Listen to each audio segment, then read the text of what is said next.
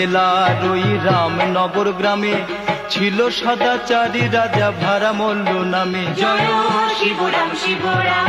এ বিধি যে ভক্তি তার ছিল যে অপার, রাজার পুণ্যে প্রজার ছিল সুখেরই সংসার। জয় শিবরাম শিবরাম।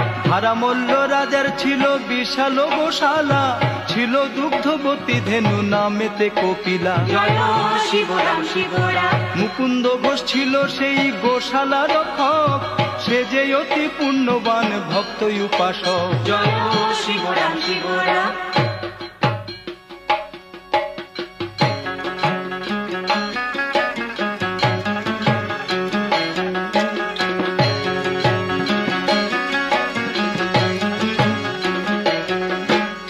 সহসা কপিলা গাভীর দুগ্ধ কমে যায়, কি কারণে সে কথাটি বোঝা হলো দায়। একদিন মুকুন্দ ঘোষ সে অনুসন্ধানে, কপিলারও পিছে পিছে এলো গভীর বনে।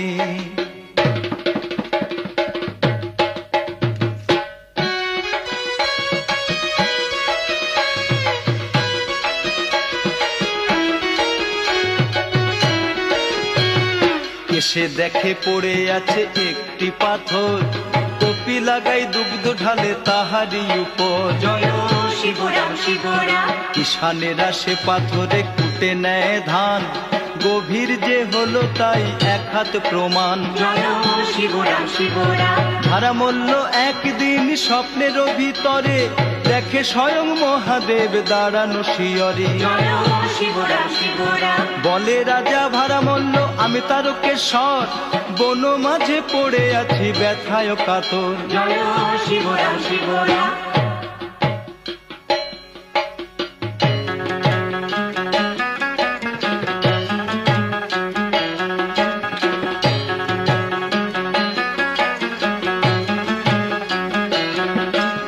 কিষানেরা মস্তকেতে ধান ভেনে খায়, শোনো রাজা শীঘ্র কিছু করো হে উপায়।